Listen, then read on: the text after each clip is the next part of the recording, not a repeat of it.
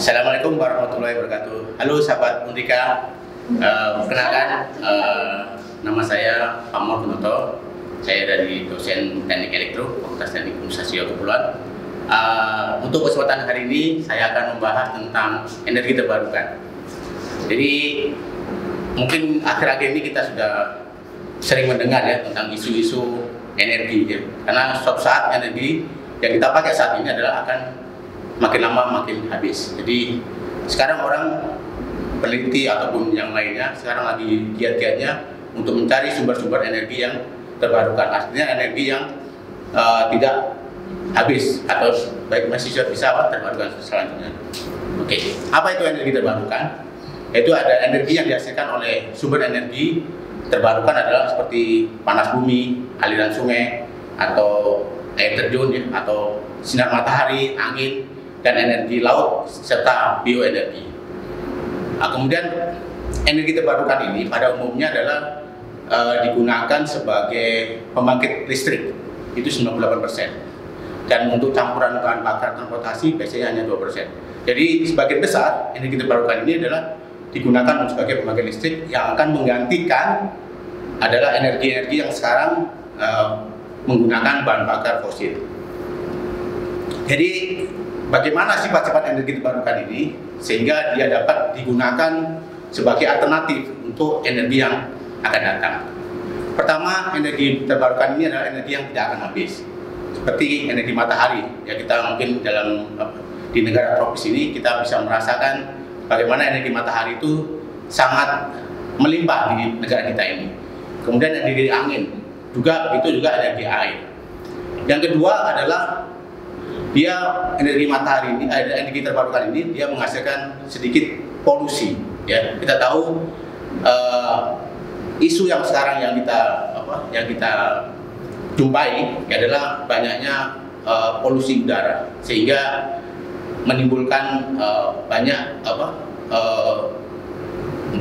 menimbulkan banyak kerugian-kerugian di bumi kita ini. Kemudian yang ketiga, energi terbarukan itu sifatnya adalah dia set spesifik, artinya dia tidak dapat dipindahkan ke lokasi lain. Seperti kalau kita punya energi panas bumi, maka energi ini tidak bisa dipindahkan ke tempat lain. Mungkin kita temukan di daerah mana, di daerah sekarang ini di daerah Sukabumi, kita temukan panas bumi, maka disitulah kita akan membangun energi yang terbarukan. Kemudian yang keempat yaitu intermittent. Artinya apa? Energi terbarukan ini memang punya kelebihan, tapi punya kekurangan adalah dia tidak bisa 24 jam kita pakai. Seperti contohnya energi matahari. Mungkin energi matahari kita bisa gunakan hanya pada siang hari, di mana matahari dari terbit sampai terbenam saja. Kemudian itu juga energi angin, ya, tidak selamanya dalam satu hari ini ada energi angin, tapi hanya waktu-waktu tertentu mungkin angin bisa berhembus kencang ataupun tidak ada angin sama sekali. Itu adalah. Nah, kemudian yang kelima, energi terbarukan ini memang pada saat ini relatif lebih mahal. Jadi masih maka tapi suatu saat nanti karena sekarang ini masih dalam tahap penelitian dan percobaan-percobaan, maka suatu saat nanti juga akan lebih kosnya akan lebih turun. Ya, sekarang apa manfaat energi terbarukan? Ya. Jadi mengapa kita ini menggunakan energi terbarukan? Yaitu pertama, karena energi terbarukan ini tidak akan habis ya, untuk energi yang masa depan, sehingga dapat digunakan sebagai pengganti energi fosil yang akan nanti suatu saat akan habis. Kemudian yang kedua, energi terbarukan ini dia menghasilkan emisi gas rumah kaca atau GRK yang lebih kecil ya, daripada energi fosil, sehingga dia lebih ramah lingkungan dibandingkan dengan energi fosil yang bisa menimbulkan efek rumah kaca. Sehingga kita banyak dengar sekarang ini mungkin di daerah kutub ya, dari kutub utara yang begitu banyak es yang mulai mencair sehingga akan menambah debit tinggi air laut yang akan kita hadapi di masa akan datang. Kemudian Indonesia ini adalah memiliki energi terbarukan yang sangat besar ya, baik di bawah tanah ataupun di atas tanah. Yang mungkin di bawah tanah tadi ada panas bumi, ada bioenergi, dan mungkin di atas tanah kita akan ada energi matahari, ada energi angin, baik energi hujan dan energi sebagainya. Kemudian sekarang bagaimana kita ini yang untuk memanfaatkan energi matahari ini, memanfaatkan energi terbarukan ini. Pemanfaatan energi terbarukan itu adalah sebagian besar adalah untuk membangkit tenaga listrik. Ya, ini sudah mencakup salah satu sebagai backup, ya, atau sebagai backup untuk menggantikan energi fosil yang akan datang. Ya. Kemudian pemanfaatan energi terbarukan pada saat ini adalah banyak yang dipakai adalah energi matahari dan energi angin atau bayu. Ya, kita lihat banyak sekali sekarang ini penelitian-penelitian atau usaha-usaha ke arah bagaimana kita memanfaatkan energi matahari dan energi angin. Ya, sehingga banyak kita lihat sekarang di daerah-daerah, terutama di daerah terpencil atau di daerah pulau-pulau, banyak digunakan atau banyak dibangun atau di energi pembangkit listrik tenaga surya atau tenaga matahari dan juga energi listrik tenaga angin. Ini di daerah. Karena apa? Karena kalau kita lihat pembangkit listrik nasional kita atau PLN itu tidak bisa mencakup ya daerah-daerah di luar cakupan yang luas ya. Karena daerah kita ini adalah sangat yang luas.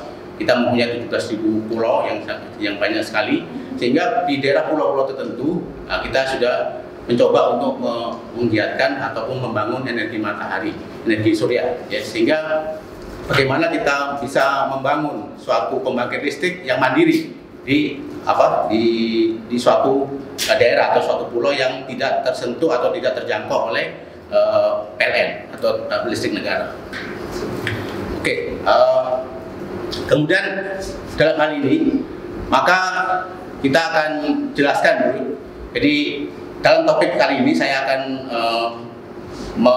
memanfaatkan atau menerangkan sedikit tentang pembangkitan energi listrik tenaga surya, yaitu pembangkit listrik yang menggunakan tenaga matahari dengan menggunakan panel surya sebagai media untuk mentransfer ya, dari energi matahari atau foton menjadi energi listrik.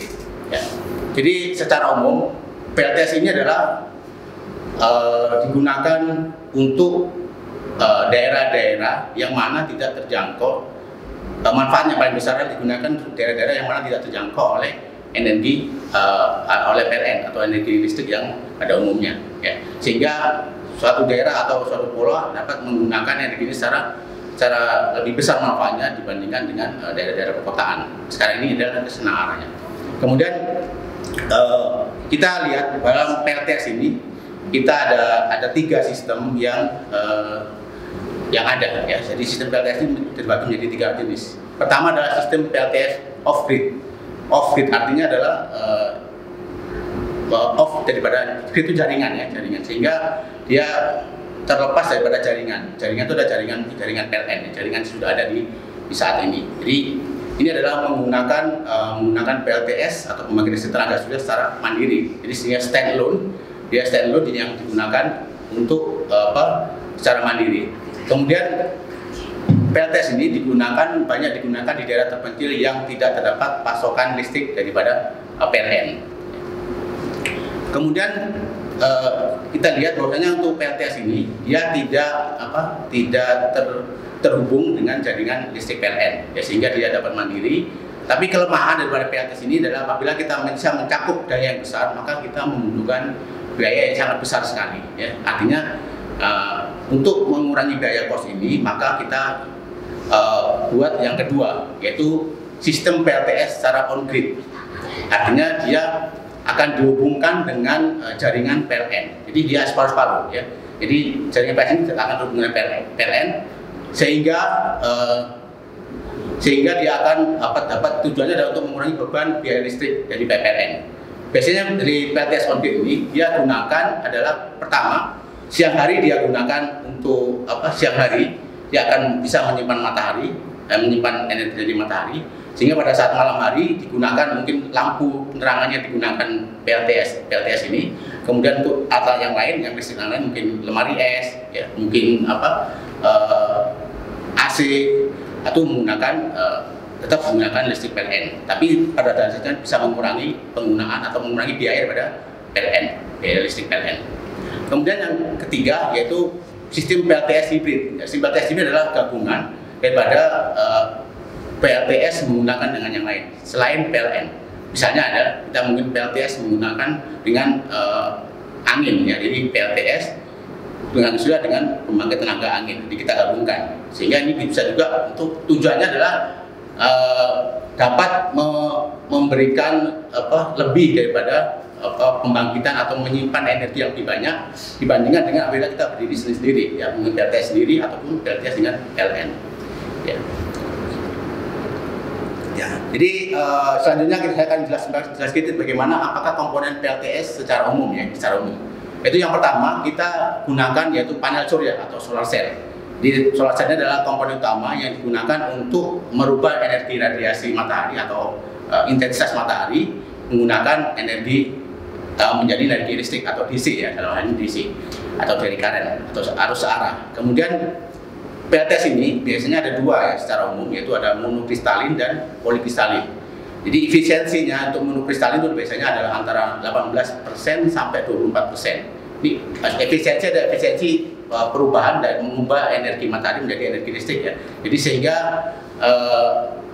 hanya 20% paling maksimal. Kemudian untuk polikristalin itu efisiensi hanya 14 sampai 16%. Jadi kalau kita rata-ratakan pada dasarnya untuk komponen atau panel surya ini bisa merubah mempunyai efisiensi dari rata-rata adalah 20%. Sehingga apabila kita ingin membuat yang lebih besar dayanya yang dihasilkan, maka kita harus membuat yang besar juga komponen. Jadi tantangan ke depan adalah bagaimana kita bisa menciptakan suatu panel surya yang luasannya sama tetapi dia bisa mengkonversi energi listrik yang lebih banyak. Itu adalah tantangan yang masa depan. Ini lagi banyak di penelitian selanjutnya. Kemudian ukurannya adalah ada 20 WP ya, watt peak ya, ada 30 WP, 0 WP dan 100 WP dan lain-lain sebagainya.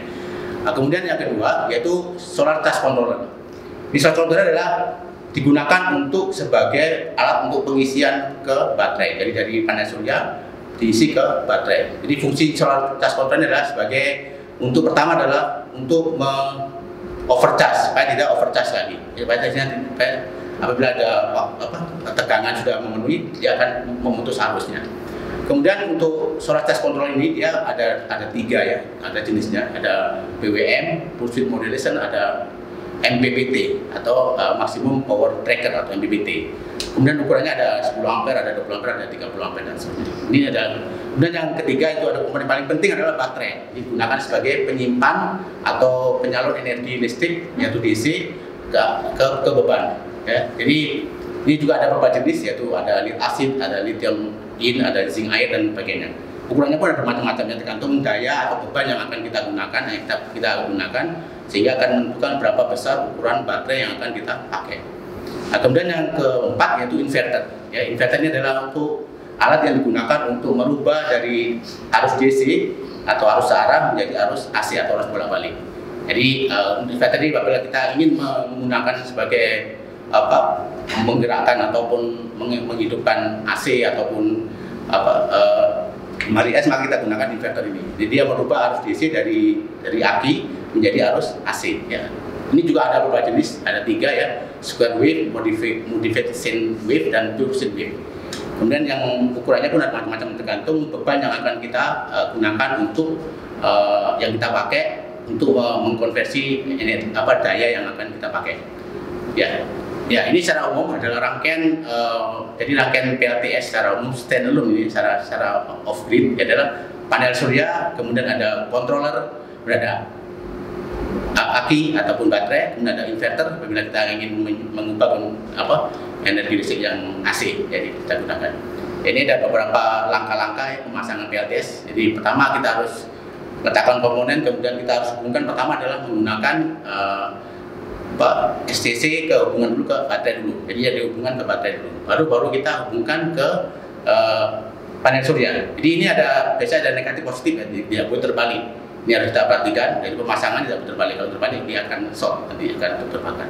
Kemudian baru kita gunakan dari baterai kita hubungkan ke inverter sehingga kita nanti akan merubah dari DC ke, jadi tegangan bisa 24 volt DC atau 12 volt DC. tergantung nanti aki yang kita pakai biasanya. Ya. Untuk panel suryanya, apabila kita ingin menggunakan 24 volt DC, maka kita bisa menggunakan seri yang 12 volt DC, 12 volt DC. Ya. Kemudian baru kita hubungkan dari inverter ke beban, ke tempat untuk colokan ataupun stop kontak daripada untuk penularan energi AC. Ya, saya kira itu yang bisa saya sampaikan. Jadi untuk saat ini, jadi semoga bermanfaat. Terima kasih. Assalamualaikum warahmatullahi wabarakatuh. Sampai jumpa lagi sahabat Undika.